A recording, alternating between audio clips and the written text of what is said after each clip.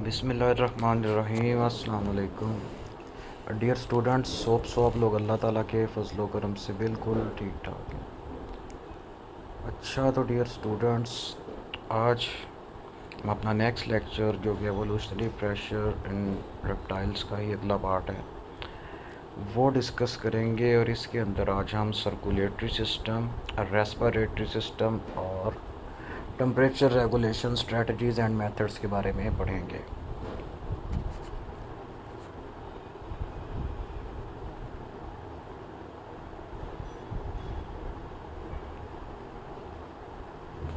First of all इसमें आता है सर्कुलेशन इन रेप्टाइल्स।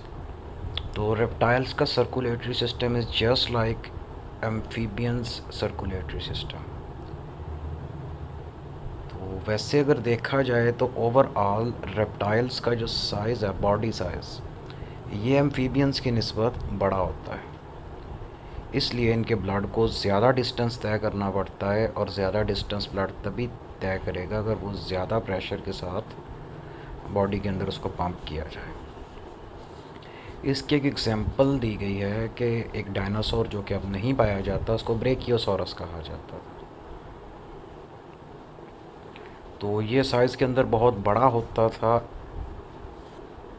इसके हार्ट से लेके इसके हेड तक पहुंचने के लिए ब्लड को 6 मीटर यानी कि 20 फुट का फासला तय करना पड़ता था। और ये सीधा ऊपर को, यानी कि इसकी गर्दन 20 फुट लंबी होती थी और सीधी ऊपर को, जिस तरह ज़राफ़े की गर्दन होती है। तो इसलिए इसका हार्ट बहुत ज़्यादा, यानी कि इंसान की निस्बत कई गुना ज़्यादा प्रेशर के साथ ब्लड को पंप करता था, ताकि वो ग्रेविटी के अगेंस्ट और इतनी ऊंचाई तक पहुंच सके। अब इसकी एग्जांपल, एक और जो मॉडर्न एग्जांपल है, वो ये देखें कि जो ज़राफ़ा होता है, इसकी गर्दन आपने देखा कि ये तकरीबन 7-8 फुट होती है, और इस ऊंचाई तक ब्लड को पहुंचाने के लिए ज़राफ़े के अंदर ब्लड का प्रेशर इंसान के ब्लड प्रेशर की निस्बत डबल होता है। इंसान का 80/120 मिलीमीटर मरकरी होता है। अब इसको डबल कर लें, यानी कि 160/240 मिलीमीटर मरकरी। तो डायनासोर चूँकि इससे भी ऊंचा और बड़ा था, इसलिए उसके अंदर एस्टिमेटेड ब्लड प्रेशर इससे भी कहीं ज़्यादा था। एनी हाउ, ये एक पिक्चर मैंने ऐड की है। ये एक रेप्टाइल यानी कि एक टर्टल का सर्कुलेटरी सिस्टम दिखाया गया है। इसमें इसका दिल दिखाया गया है। रेप्टाइल्स के दिल के अंदर भी 3 चैम्बर्स होते हैं, जैसे एम्फीबियंस में 3 थे, इनके अंदर भी 3 होते हैं। एक एक्सेप्शनल केस है इसमें, जो ऑर्डर क्रोकोडीलिया, जिसमें सब तरह के मगरमच्छ आते हैं, उनके दिल में 4 चैम्बर्स होते हैं।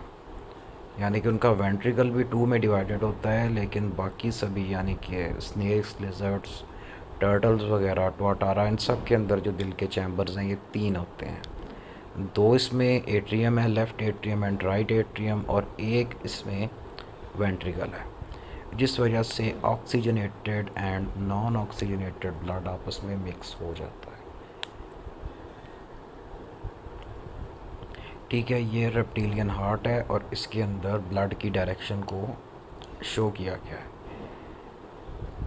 कंपार्टमेंट्स के नेम, इसकी वेंस के नेम्स और आर्टरीज़ के नेम वही हैं जो सभी वर्टिब्रेट्स के अंदर है, और इंसान के अंदर भी वही हैं, इसलिए आपको याद करने में आसानी होगी। तो एम्फीबियंस की तरह से ही रेप्टाइल्स के अंदर 2 एट्रिया, यानी कि एट्रिया एट्रियम की जमा होती है, 2 एट्रियम होते हैं, और ये कम्प्लीटली सेपरेटेड होते हैं। तो सारी बॉडी और लंग्स से जो वेन्स होती हैं वो एट्रियम के अंदर एम्प्टी होती हैं। टर्टल्स के अलावा जो साइनस वेनोसिस है, उसको चैम्बर कंसिडर नहीं किया जाता। तो ये एक पेस मेकर के तौर पे काम करता है, यानी कि हार्ट के बीट करने की जो स्पीड और सीक्वेंस है उसको कंट्रोल करता है। तो रेप्टाइल के दिल का जो वेंट्रिकल होता है इनकम्प्लीटली डिवाइडेड होता है, सवाए क्रोकोडाइल्स के। तो क्रोकोडाइल्स के अंदर जो वेंट्रिक्यूलर सेप्टम है, यानी कि दोनों वेंट्रिकल्स के दरमियान में दीवार है, वो कंप्लीट होती है। इस वजह से 2 वेंट्रिकल्स होते हैं, दरमियान में कंप्लीट पार्टीशन होती है, और किसी भी स्टेज के ऊपर ऑक्सीजनेटेड और डीऑक्सीजनेटेड ब्लड आपस में मिक्सअप ही नहीं होता। इसकी एफिशिएंसी ज़्यादा होती है। इसके अलावा इसमें जो वेंट्रल एओर्टा और कोरनस आर्टरियोसिस है, ये डेवलपमेंट के दौरान इसमें भी डिवीजन्स आती हैं और ये 3 मेजर आर्टरीज़ बन जाती हैं जो दिल से निकल के फिर बॉडी के डिफरेंट एरियाज़ को ब्लड सप्लाई करते हैं। एक इसमें पल्मोनरी आर्टरी होती है, द वेंट्रिकल की वेंट्रल साइड यानी कि निचली साइड से निकलती है और इसका काम होता है लंग्स तक ब्लड लेके जाना। पल्मोनरी का जहाँ पे भी वर्ड आए मीन्स रिलेटेड टू लंग्स, फेफड़ों से रिलेटेड। तो 2 सिस्टेमिक आर्टरीज होती हैं, एक दिल की निचली साइड से निकलती है, दूसरी इसकी ऊपर वाली साइड से निकलती है। तो जो निचली साइड से निकलती है वो दिल के निचले बॉडी पार्ट्स यानी कि लोअर बॉडी को ब्लड सप्लाई करती है। जो दिल की ऊपर वाली साइड से निकलती है वो अपर बॉडी पार्ट्स जो दिल से ऊपर आते हैं, mainly shoulders and head region, वहाँ पे ब्लड सप्लाई करते हैं। ये वो पैटर्न है जो बाकी वर्टिब्रेट्स के अंदर भी सेम है, इसलिए अगर आप एक दफ़ा एक का याद कर लेंगे बाकी सब का वैसा ही है। तो ये फिगर के अंदर एक लिजर्ड का हार्ट और उसमें से निकलने वाली मेजर आर्टरीज दिखाई गई हैं। इसमें जो पीछे मैंने डायग्राम ऐड की थी यानी कि ये वाली, ये ज़्यादा क्लोज़अप है और ज़्यादा डिटेल्ड है, एक ही चीज़ है, या ये वाली। तो जिनकी बात हो रही थी उसके अंदर से एक तो ये है ना, ये जो पल्मोनरी वेन है ये वापस आ रही है लंग्स के अंदर से ब्लड लेके, ठीक है। और जो फिर आगे बॉडी तक जाते हैं ये वाले हैं और ये वाले।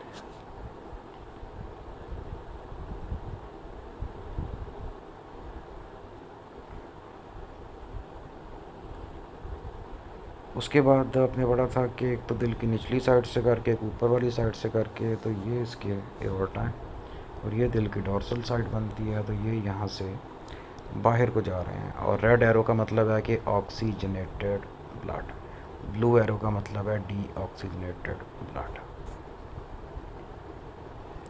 पैटर्न बाकी वही है कि एट अ टाइम जब दोनों एट्रियम नीचे वेंट्रिकल में एम्प्टी होते हैं तो ऑक्सीजनेटेड एंड डीऑक्सीजनेटेड ब्लड इसमें मिक्सअप हो जाता है, जिसकी वजह से सिस्टम की एफिशिएंसी कम हो जाती है।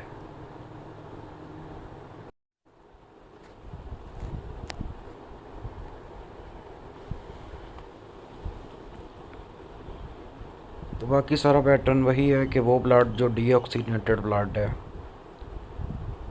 ये पहले राइट एट्रियम में आता है और वहाँ से वेंट्रिकल में, और उसके बाद ये जाता है पल्मोनरी आर्टरी में। रेप्टाइल्स के अंदर भी पल्मोनरी आर्टरी वो वाहिद वेसल है जिसके अंदर, नाम तो इसका आर्टरी है लेकिन इसमें जो ब्लड है ये डीऑक्सीजनेटेड होता है। आर्टरीज़ को इसलिए कहते हैं कि बाय डेफिनेशन आर्टरी वो ब्लड वेसल है जो दिल से ब्लड को लेके अवे जाती है। तो ये दिल से ब्लड को लेती है और लंग्स तक जाती है ताकि उसके अंदर ऑक्सीजन ऐड हो सके। इसी तरह से पल्मोनरी वेन इसके लेफ़्ट एट्रियम में आके खुलती है।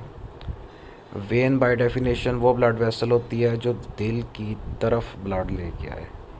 अब ये लंग्स के अंदर से ऑक्सीजन वाला ब्लड दिल तक लेके आती है। तो ये वाहिद वेन है जिसके अंदर जो ब्लड है ये तो ऑक्सीजन वाला होता है लेकिन टेक्निकली ये वेन है। उसके बाद हार्ट से राइट और लेफ़्ट सिस्टेमिक आर्टरीज निकलती हैं, सिस्टेमिक जो सारी बॉडी को ब्लड सप्लाई करते हैं।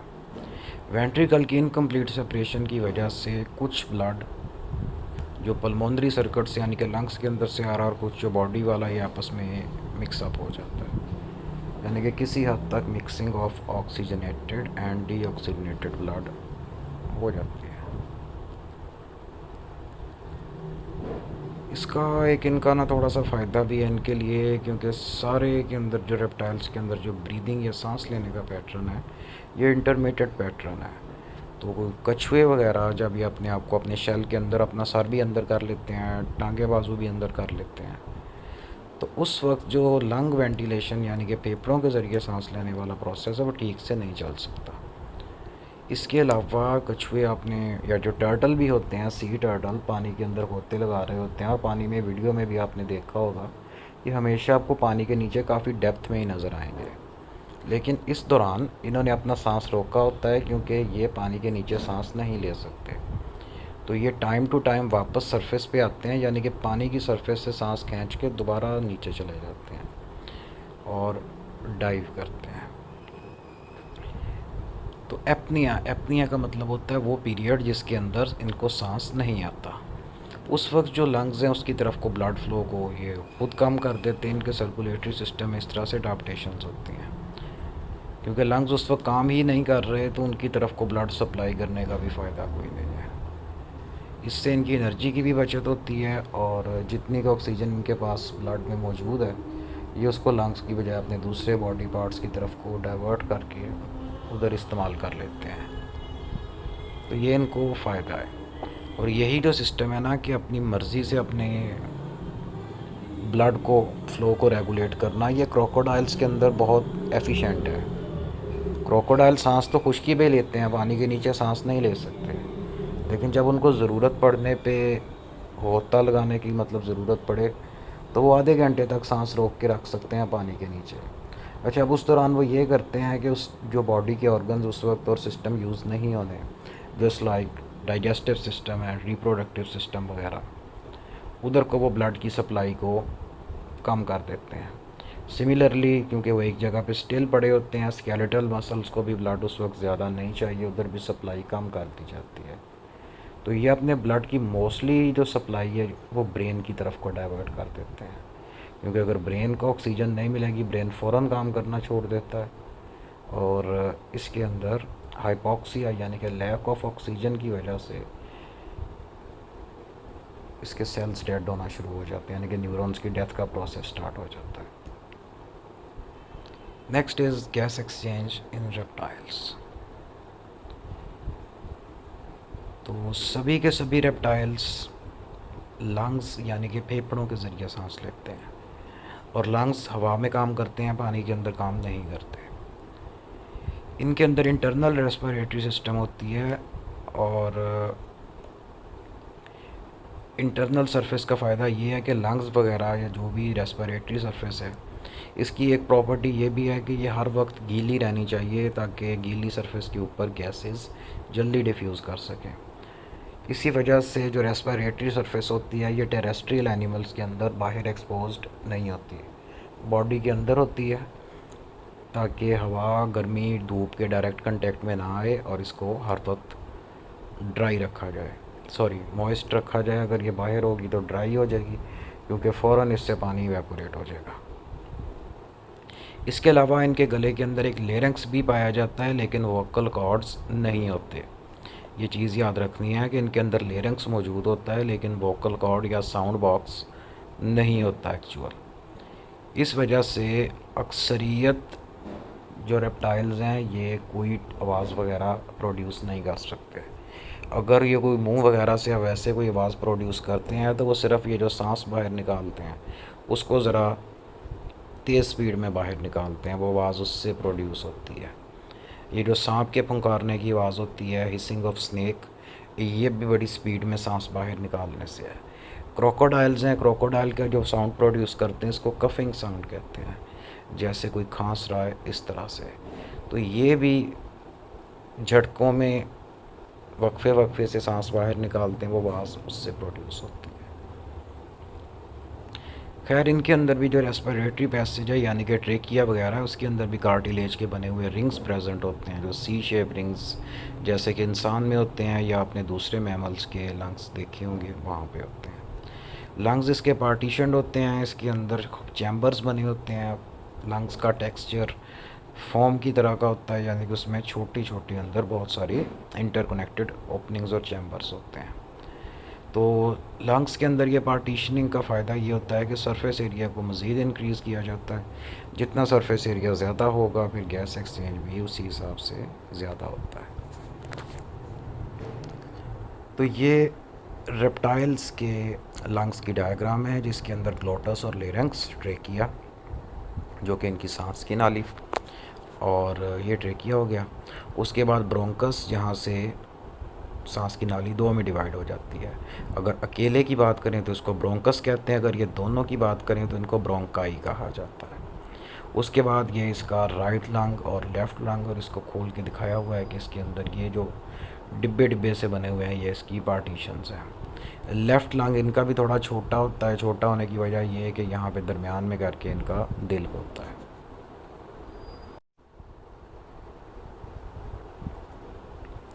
ये एक टर्टल की एनाटॉमी दिखाई गई है जिसके अंदर इसका रेस्पिरेटरी सिस्टम भी दिखाया गया। वैसे इसके अंदर ये ट्रेकिया, यहाँ से ट्रेकिया दो में डिवाइड होता है, ब्रोंकाई, और ये दो इसके लंग्स, और ये दरमियान में इसका दिल।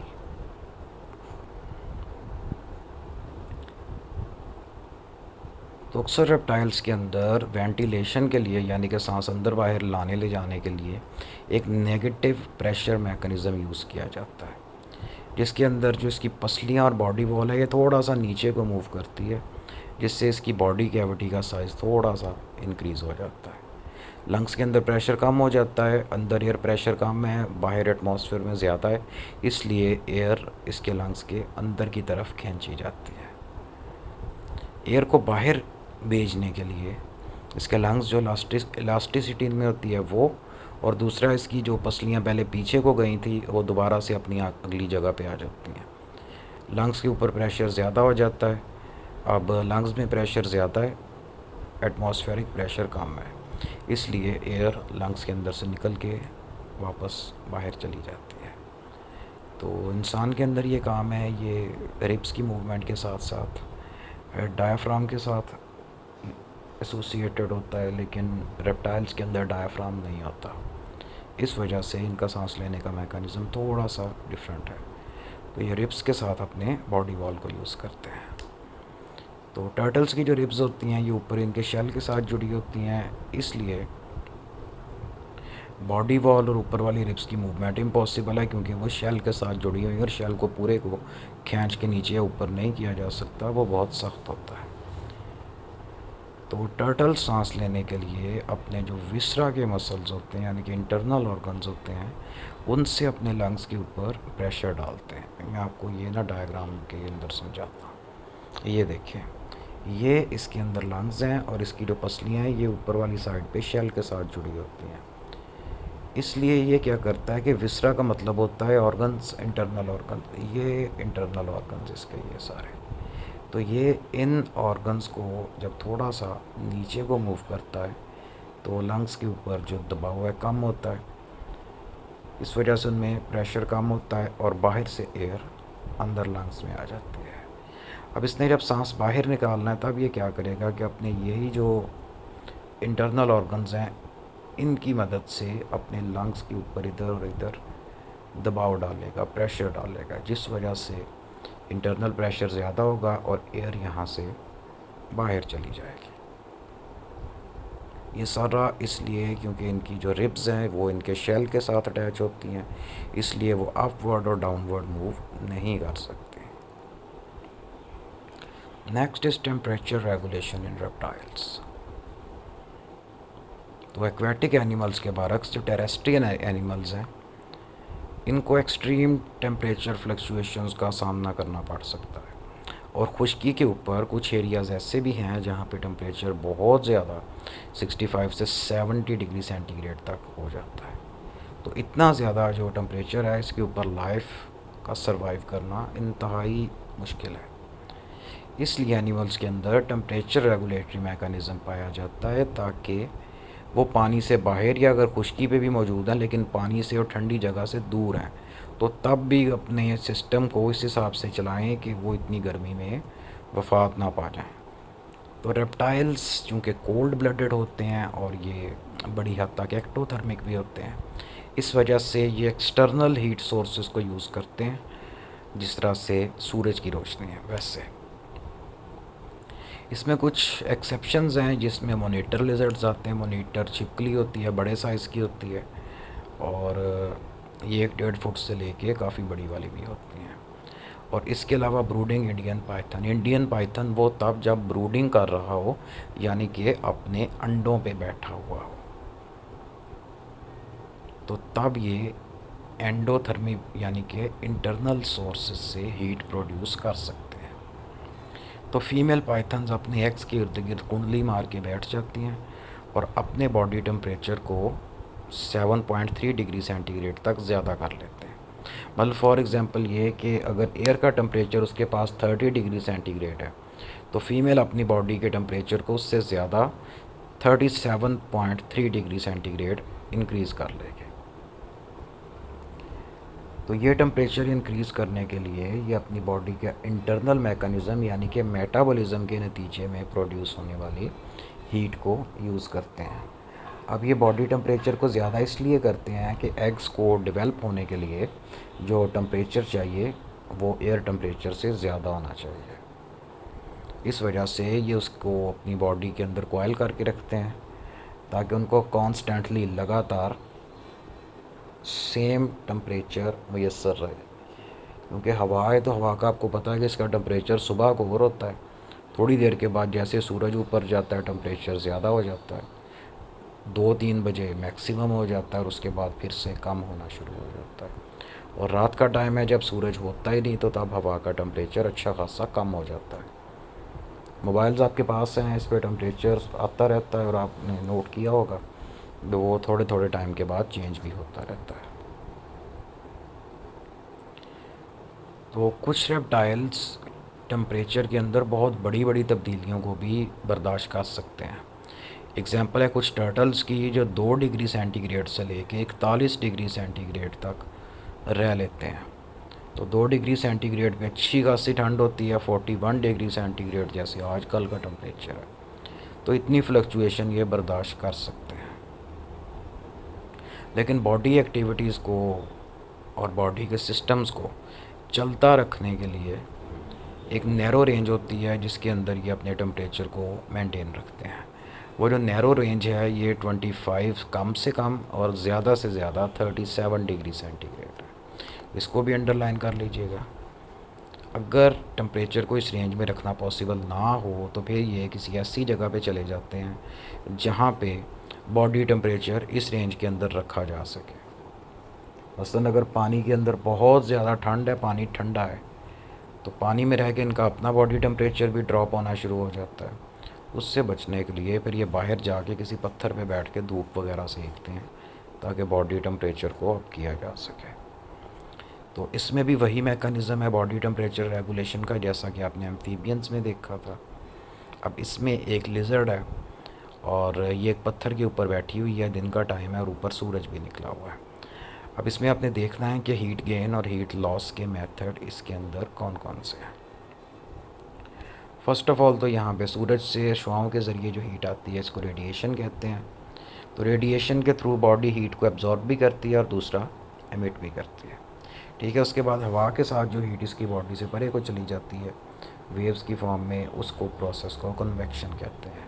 और डायरेक्ट कंटेक्ट के साथ जो हीट गेन होती है, पत्थर चूँकि धूप में ज़्यादा गर्म हो जाते हैं, इस वजह से अब ये लिजर्ड पत्थर पे बैठी है तो यहाँ से कंडक्शन के ज़रिए हीट इसकी बॉडी में जा रही है। कंडक्शन का मतलब होता है किसी गर्म चीज़ या हीट सोर्स को डायरेक्ट टच के ज़रिए जो हीट ट्रांसफ़र होती है उसको कंडक्शन कहा जाता है। रेडिएशन में शुआओं के ज़रिए आती है और कन्वेक्शन के अंदर ये वेव्स की फॉर्म में जाती है। इसके अलावा यहाँ पे एक मेथड और है जिससे ये अपनी हीट को लूज़ कर रही है लिजर्ड, वो मेथड होता है एवेपोरेशन। एवेपोरेशन के अंदर बॉडी से पानी के जो वेपर्स हैं वो जाते हैं, लेकिन पानी के अंदर ये कुदरती तौर पे ख़ासियत है कि पानी जब किसी सरफेस से एवेपोरेट होता है तो जाते हुए सरफेस के अंदर से काफ़ी सारी हीट भी अपने साथ ही ले जाता है, इसलिए इस प्रोसेस को एवेपोरेटिव कूलिंग भी कहा जाता है।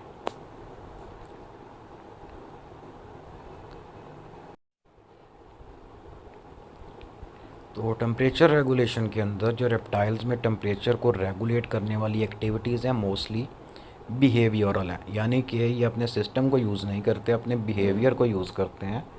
अगर ठंड लग रही है तो धूप में जाके बैठ जाएंगे, गर्मी लग रही है तो किसी ठंडी सायादार जगह पे चले जाएंगे। और जो पानी के अंदर या उसके आसपास रहने वाले रेप्टाइल हैं वो पानी में चले जाते हैं। और कुछ रेप्टाइल जिनमें लिजर्ड्स की कुछ टाइप्स हैं ये बाकायदा पानी के अंदर जिस तरह बंदा नहाता है तो ये पानी के अंदर अपनी बॉडी को गीला करते हैं ताकि उसके टेम्परेचर को रिड्यूस किया जा सके। तो यहाँ पर भी यही बयान किया गया है कि अपने आप को गर्म करने के लिए एक लिजर्ड जिस तरह सूरज की रोशनी है उसके सामने अपनी बॉडी को इस तरह रखती है कि मैक्सिमम धूप उसकी बॉडी के ऊपर पड़े और अपनी बॉडी को ठंडा करने के लिए ये लिजर्ड सूरज की शॉ के हिसाब से अपनी बॉडी को फिर तिरछा कर लेती है। यानी कि सरफेस एरिया जो सूरज की शुआओं के सामने आ रहा है वो कम से कम हो जाए। तो ये ज़्यादातर उस तरह के लिजर्ड्स के अंदर आता है जो रेगिस्तानों में रहती हैं, क्योंकि वहाँ पे दूर दूर तक ना कोई पौधा दरख्त कुछ भी नहीं होता, धूप हर जगह पे पड़ रही होती है, तो ये सूरज की डायरेक्शन के हिसाब से अपनी बॉडी की पोजीशन को चेंज कर लेते हैं। इसके अलावा अगर ये कोई ऐसी जगह पे हैं जहाँ पे कोई शेडी प्लेस पत्थर वगैरह है, तो या तो साए में चले जाते हैं या पत्थर के नीचे छुप जाते हैं, या फिर ये ज़मीन में सुरंग खोद के नीचे चले जाते हैं। क्योंकि ये रूल है कि बाहर जितना मर्ज़ी टेम्परेचर ज़्यादा हो, ज़मीन की सरफेस से 1-1.5 फुट नीचे अच्छी खासी ठंड हमेशा होती है। इसी वजह से गर्मियों के अंदर जो बेसमेंट्स वगैरह होते हैं इनमें टेम्परेचर काफ़ी ठंडा होता है। तो या फिर ये करते हैं कि अपनी बॉडी को बिल्कुल सीधा कर लेते हैं, ताकि जो कंडक्शन के प्रोसेस से इनको हीट आ रही है या वार्म सरफेस पे आ रही है उसको रिड्यूस किया जा सके। इसके अलावा इनके बिहेवियर के अंदर एक और चेंज है कि वो इलाके जो बहुत ज़्यादा गर्म हैं, जिस तरह से इक्वेटर के ऊपर पाए जाने वाले इलाके हैं, या फिर जो ज़्यादा डेजर्ट टाइप एरियाज़ है जहाँ पे रेनफॉल कम है, टेम्परेचर बहुत ज़्यादा है, तो वहाँ पे रेप्टाइल्स दिन को निकलते ही नहीं हैं। उनका टोटल बिहेवियर और उनका लाइफस्टाइल चेंज है, वो नॉकटर्नल है। सारा दिन वो मिट्टी में, रेत में, पत्थर के नीचे कहीं सुरंग वगैरह बना के छुपे रहते हैं, और जैसे ही रात होती है, टेम्परेचर कम हो जाता है, उस वक्त वो बाहर निकलते हैं और अपना शिकार वगैरह करते हैं, खाते पीते हैं सारा। इसके अलावा ये तो हो गई बिहेवियरल अडाप्टेशंस। अब मैं जो फिजियोलॉजिकल अडाप्टेशंस इनके अंदर हैं ताकि बॉडी टेम्परेचर को रिड्यूस किया जा सके। अगर बॉडी टेम्परेचर ज़्यादा हो जाए तो उसको रिड्यूस करने के लिए कुछ रेप्टाइल्स के अंदर एक प्रोसेस होता है जिसको पेंटिंग कहते हैं। पेंटिंग का मतलब होता है हाँफना, यानी कि तेज़ तेज़ सांस लेना। जिस तरह से डॉग को आपने देखा होगा, वो ज़ुबान निकाल के तेज़ तेज़ सांस ले रहा होता है, कैट्स भी ऐसे ही करती हैं। रीज़न इसका ये होता है कि जब सांस लंग्स के अंदर से होकर बाहर जाती है तो इवेपोरेटिव कूलिंग होती है, यानी कि पानी इवेपोरेट होता है, पानी अपने साथ बहुत सारी हीट भी ले जाता है। रेप्टाइल्स की स्किन चूँकि खुश्क होती है और खुरदरी होती है, इस वजह से इनको पसीना वगैरह नहीं आता और यहाँ से इवेपोरेटिव कूलिंग का प्रोसेस नहीं हो सकता। इसके अलावा मेरीन इग्वाना एक बड़ी सारी लिजर्ड होती है, ऊपर से रफ सी होती है, जैसे वो टोटारा है तकरीबन वैसी। तो मेरीन इग्वाना समंदर के किनारे पे रहती है और ओकेजनली ये पानी के अंदर गोता लगाती रहती हैं ताकि छोटे मोटे एनिमल्स को पकड़ के खा सकें। इनके अंदर ये मैकेनिज़्म पाया जाता है कि अपना ब्लड को अपनी मर्ज़ी से उसकी डायरेक्शन को चेंज कर सकते हैं। तो जब ये धूप के अंदर बैठे धूप सेक रहे होते हैं तो उस वक्त ये क्या करते हैं कि अपने सारे ब्लड को अपनी स्किन की तरफ को मोड़ देते हैं, ताकि ब्लड का टेम्परेचर जल्दी से जल्दी ज़्यादा हो और इनको सुकून हो थोड़ा। जब ये ठंडे पानी वाले समंदर के अंदर होते लगाते हैं तो तब मेरीन इग्वानास अपने हार्ट रेट को और अपने ब्लड फ़्लो को स्किन की तरफ से डाइवर्ट कर देते हैं, यानी कि स्किन को ब्लड फ़्लो कम से कम कर दिया जाता है ताकि ठंडे पानी के कांटेक्ट में आके ब्लड अपना टेम्परेचर लूज़ ना कर दे। और दूसरा बिहेवियरल अडाप्टेशंस भी है कि फिर ये बिला वजह पानी में नहीं फिरते रहते। ये शदीद ज़रूरत के टाइम, मतलब कि फ़ीडिंग वगैरह के लिए पानी में जाते हैं, और जैसे ही ये कोई चीज़ खा लेते हैं ये फ़ौरी तौर पे वापस बाहर आ जाते हैं। ज़्यादा देर पानी में रहेंगे तो बॉडी टेम्परेचर ज़्यादा ही नीचे चला जाएगा, जो कि इनके लिए लीथल है। इसके अलावा क्रोमेटोफोर, जो स्किन के अंदर कलर वाले सेल्स होते हैं, उनको क्रोमेटोफोर्स कहते हैं, वो भी टेम्परेचर रेगुलेशन के अंदर बड़ा इंपॉर्टेंट रोल प्ले करते हैं। तो क्रोमेटोफोर जो कलर को चेंज कैसे करते हैं कि क्रोमेटोफोर बेसिकली लाइट को रिफ्लेक्ट करते हैं। क्रोमेटोफोर जितने, ये समझें कि कोई इलास्टिक नेचर की कोई चीज़ है, उसको जितना खींच के बड़ा कर देंगे वो उतनी ही ज़्यादा लाइट एब्जॉर्ब करेगी और बॉडी का कलर गहरा नज़र आएगा। तो क्रोमेटोफोर को जितना कंट्रैक्ट करके छोटा करते जाएंगे वो लाइट की वेवलेंथ जो वापस जा रही है वो चेंज होती जाएगी। इस वजह से इनका कलर भी हल्का होता जाएगा और पहले से डिफरेंट होता जाएगा। इसलिए ये अपने जो क्रोमेटोफोर्स हैं इनको फैला लेते हैं, जिससे बॉडी का कलर गहरा नज़र आता है और हीट ज़्यादा अब्जॉर्ब होती है। लेकिन अगर इनको गर्मी लग रही है तो प्रोसेस इसका रिवर्स हो जाएगा, ये कॉन्ट्रैक्ट हो जाएंगे, बॉडी का कलर हल्का हो जाएगा और हल्के कलर की जो सरफेस होती है वो कम हीट एब्जॉर्ब करती है। वो बात आप सबको पता होगी कि गर्मियों के अंदर हल्के कलर के कपड़े पहनने चाहिए। रीज़न ये है कि ब्लैक या डार्कर कलर्स जो होते हैं ये ज़्यादा हीट एब्जॉर्ब करते हैं।